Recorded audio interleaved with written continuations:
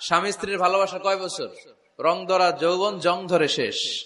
1-2 বছর পরে আর আগের ওই মাতলামিটা থাকে না, ওই ভালোবাসাটা থাকে না। এরপরে ভালোবাসাটা হয় ছেলে মেয়েদের কারণে, ঠিক কিনা? ঘরে গেলে আব্বু আব্বু ডাকে, আম্মা আম্মু ডাকে, ছোটাছুটি করে, দৌড়াদৌড়ি করে, কান্নাকাটি করে, রাগ করে বসে থাকে, রাগ ভাঙাতে হয়, এটাই মজা, ঠিক কিনা?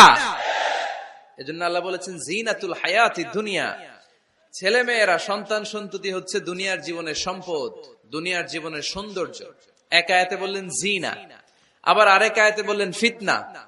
ইন্নামা আমওয়ালুকুম ওয়া আওলাদুকুম ফিতনা। তোমাদের সম্পদ, তোমাদের ছেলে মেয়েগুলো যেমনি সৌন্দর্য, আবার অন দা আদার হ্যান্ড তারা তোমাদের জন্য ফিতনা। কারণ এই সন্তানের মুখে খাবার তুলে দেওয়ার জন্য অনেক বাবা হারাম পন্থায় উপার্জন করে, এরকম আছে না নাই? তাহলে ওই সন্তান শুধু জিনা না, ওই সন্তান ফিতনা। এই সন্তানের কারণে বাবা দুনিয়ায় ফিতনায় পড়ে গিয়েছে, ফিতনায় জড়িয়েছে। আবার আরেক আয়াতে আল্লাহ বললেন আদুওয়া।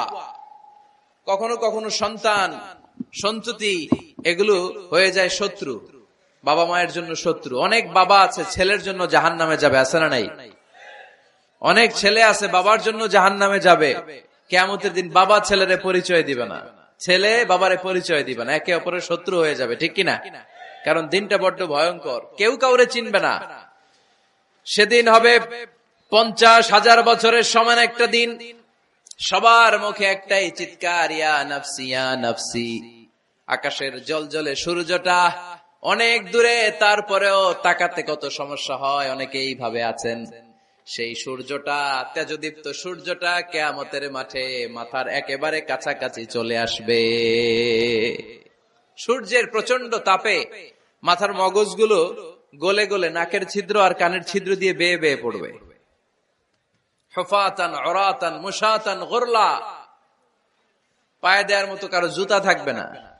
আজকে যে বাটা জুতা পরে আসছেন, অ্যাপেক্সের জুতা, কিয়ামতের দিন জুতা থাকবে পায়ে, গায়ে জামা থাকবে না। Everyone will stand up as naked.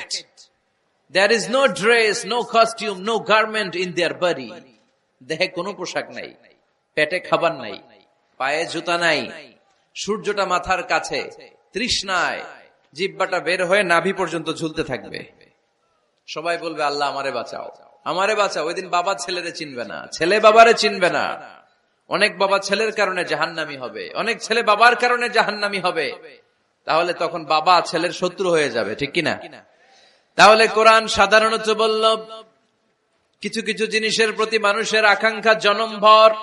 এর মধ্যে অন্যতম হলো সন্তান সন্ততি। এই সন্তান কখনো হয়ে যায় জিনা মানে সৌন্দর্য, আবার এই সন্তান কখনো হয়ে যায় ফিতনা মানে পরীক্ষা, আবার এই সন্তান কখনো হয়ে যায় আদুয়া মানে শত্রু, ঠিক কিনা?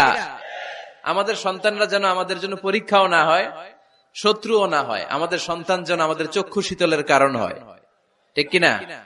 এজন্য আল্লাহ মুমিনদেরকে শিখিয়ে দিয়েছে, দোয়া করো, আল্লাহর কাছে চাও যে আল্লাহ আমাকে এমন সন্তান দেন, আমাকে এমন স্ত্রী দেন যাদের দিকে তাকালে আমার চোখ জুড়িয়ে যাবে।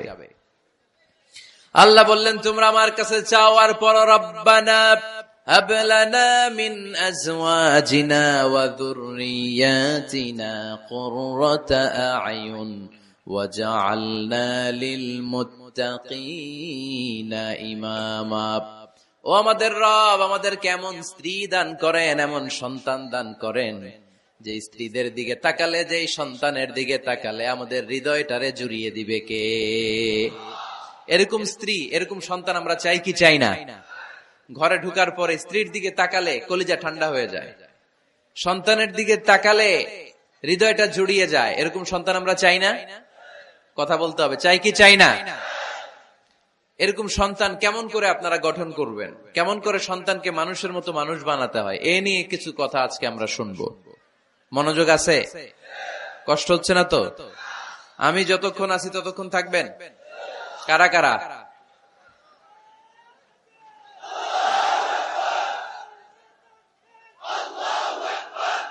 মাশাআল্লাহ, মাশাআল্লাহ। তাহলে থাকেন আমার সাথে, বসেন, কথা বলি কিছু। আসলে এগুলো খুব জরুরি ওয়াজ।